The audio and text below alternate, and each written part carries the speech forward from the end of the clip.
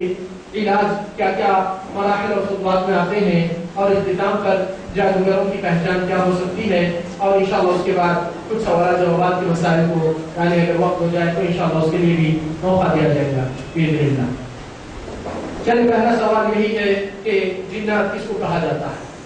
ہم جن اور جنات اکثر لوگ بیشتر یہاں پر ایک تصور ہے ان کے پاس، اور خاص طور سے بچے جب آپس میں بیٹھ جاتے ہیں آدھی رات تک گفتگو میں، اور کبھی سہیلیاں اپنے سہیلیوں کے ساتھ بیٹھتے ہیں، یہاں کا واقعہ وہاں کا واقعہ، یہ حادثہ وہ حادثہ اس طریقے سے بیان کر دیتے ہیں کہ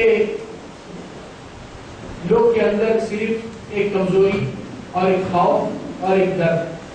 اور یہ زندگی بھر لگتے ہوئے انسان بڑا ہو رہا تو بھی وہ ڈر برقرار ہے، اور وہ خوف اس طریقے سے موجود ہے۔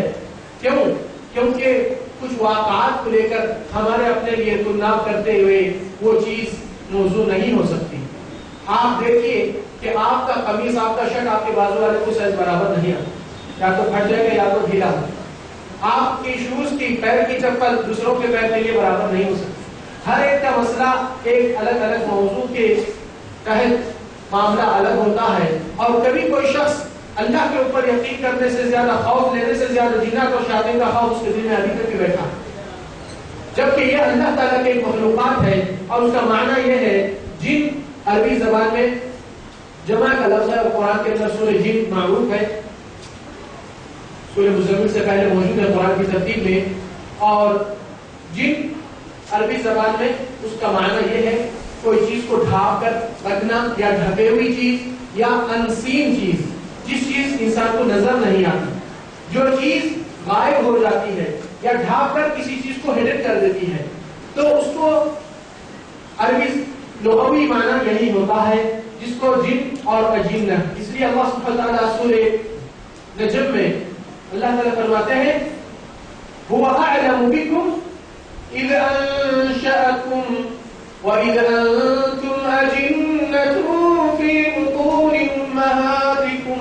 فلا تزكوا انفسكم هو اعلم بمن اتقى۔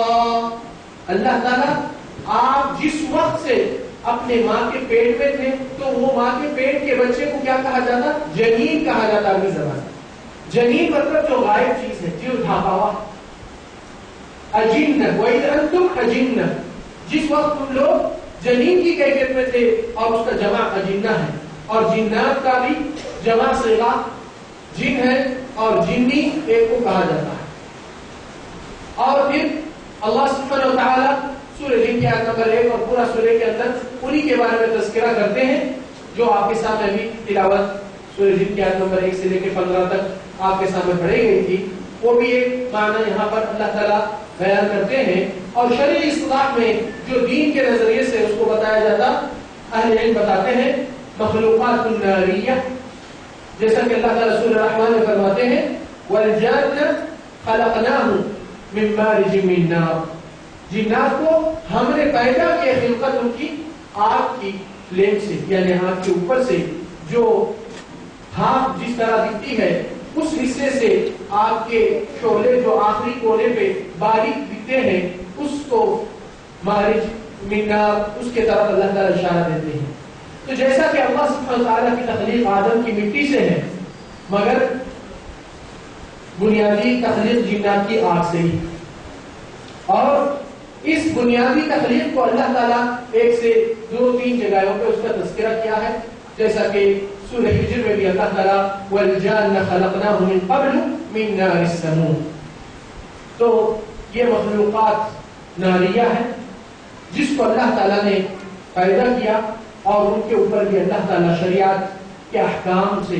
ان کے اوپر بھی دین اسلام کی اتباع کرنا، اور ان کے لیے قیامت کے دن حساب اور کتاب، سزا اور جزا دونوں بھی ان کے لیے موجود ہے۔ لہذا اللہ تعالیٰ سورہ ذاریات آیت نمبر 56 میں کیا فرمائے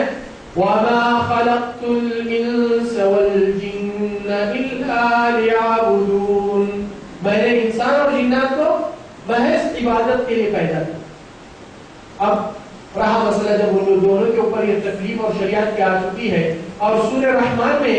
اللہ تعالیٰ کتنے مرتبہ اس آیت کو دہراتے ہوئے آپ پڑھتے ہیں فَبِأَيِّ آلَاءِ رَبِّ ربكما تكذبان. عربی زبان میں صیغہ تثنیہ کہتے ہیں. یہ صیغہ تثنیہ صرف عربی زبان میں ملتی ہے, دوسرے زبانوں میں نہیں ہے. گرامر کے حساب سے وہ یہ ہے کہ جب ایک سے بات کرتے وہ سنگولر ہوتا, اگر دو ہو گئے تو دوسرے زبانوں میں تو جمع کا صیغہ دیا جاتا. اور اگر عربی زبان میں دو آدمی ہیں ان کے لیے ایک خاص صیغہ موجود ہے, انتما. تو یہاں پر اللہ تعالیٰ ایک ایک آیت اور ایک ایک نشانی سورہ رحمان میں پیش کرتے ہوئے فرما رہے ہیں اور سوال کر رہے ہیں, اے انسان اور جنات, تم دونوں کن کن آیتوں کو اللہ کے جھٹلائیں گے, کتنے کتنے چیزوں کو ڈھانپ کے رکھیں گے, اور کیا کیا امور کو آپ انکار کریں گے. تو نبی صلی اللہ علیہ وسلم جب یہ سورہ صحابہ کرام کے سامنے پڑھے تو آپ صلی اللہ علیہ وسلم نے فرمایا, تم سے زیادہ بہتر جناتوں کا رد میرے نزدیک تھا جب میں یہ سورہ پڑھا. تو صحابہ کرام بولے, اللہ کے نبی, جنات کو آپ یہ پڑھ کے سنائے تو کیا کہتے تھے؟ تو لوگ کہتے تھے کہ جب بھی یہ آیت آتی تھی کہ تم لوگ اللہ کے کن کن نعمتوں کو تم لوگ جھٹلاؤ گے, تو لوگ کہتے تھے لا نکذب بشیء من آلائک سبحانک ربنا, اے اللہ تیری ذات پاک ہے, کوئی چیز کو ذکر نہیں کیا یہاں پر الا ہم اس کو تسلیم کرتے ہیں, اور کوئی چیز کو جھٹلانے اور انکار کرنے کی کوئی مجال ہی نہیں. تو یہاں پر ابراہیم علیہ السلام کا واقعہ اسی چیز کے تعلق سے ہے. فلما جن علیہ اللیل رأى کوكبا, جب ابراہیم کے اوپر رات کی تاریکی آ گئی تو اس وقت ستارے دکھنے لگے اور چاند نظر آیا, کیونکہ روشنی اندھیرے کے وقت زیادہ کھل کر نظر آتی ہے. تو اندھیرا جب ڈھانپ دیتا ہے تو اللہ تعالیٰ اس کو لفظ کو اس طریقے سے استعمال کیے, فلما جن علیہ اللیل, کہ رات کے تاریکی میں وہ ڈھک گئے, ساری چیز ڈھک گئی, اس کے نیچے آ گئی تو کوئی چیز نظر نہیں آتی. تو اس کو جنات کا لفظی اور شرعی معنی آپ کے سامنے تقریباً بیان کیا گیا. پھر یہاں پر جنات کا وجود تو قرآن کے آپ کے سامنے 2-3 آیات آئے, اور جتنے بھی دنیا کے مذاہب اقوام ہیں جنات کو کوئی بھی انکار نہیں کیا. صرف بہت چند یعنی ناعقل جو فلسفے کے اوپر زیادہ ڈیپینڈ ہو کے اپنے عقل کو لگاتے ہیں, صرف وہی لوگ, کچھ یعنی پرسنٹ بھی نہیں ہے ان کا, وہ لوگ انکار کیے کہ جنات کا کوئی وجود نہیں. مگر تقریباً یہود و نصارہ ہر مذاہب میں جنوں کا اقرار ہے, مگر وہ لوگ جنوں کے ساتھ تعلقات اور ان کے رسم و رواجات اور طریقے جو اپنا لیے وہ مختلف ہیں. مگر ہماری امت کے اندر لوگ اس مسئلے پہ آگے گڑبڑ کیے ہیں کہ جنات موجود ہے اور انسانوں کے ساتھ وہ لوگوں کا کوئی اثر نہیں ہوتا, اور جنات انسان کو کوئی تکلیف نہیں دیتی. جتنے بھی چیزیں ہوتے ہیں وہ محض بیماریاں ہیں, اور انسان کی نفسی بیماریوں کا کوئی علاج نہیں. اور اس طریقے سے وہموں کو بالکل ہی انسان کو نگریٹ کر دیتے ہیں کہ جنات کا انسان کے اوپر تسلط ہوتا ہے. اس بات کو شرعی نقطۂ نظر سے جب دیکھیں گے تو قرآن مجید کی آیت نمبر 275 سورہ بقرہ کے آپ کے سامنے آتی ہے, اور اللہ تعالیٰ سبحانہ وتعالی مثال دیتے ہیں, اور مثال میں ایک چیز کو واضح طور پہ بیان کرتے ہیں. دیکھیں گے کیا مثال ہے اور اس کے اندر اللہ تعالیٰ کیا پروف کر رہے ہیں. سبحانہ وتعالی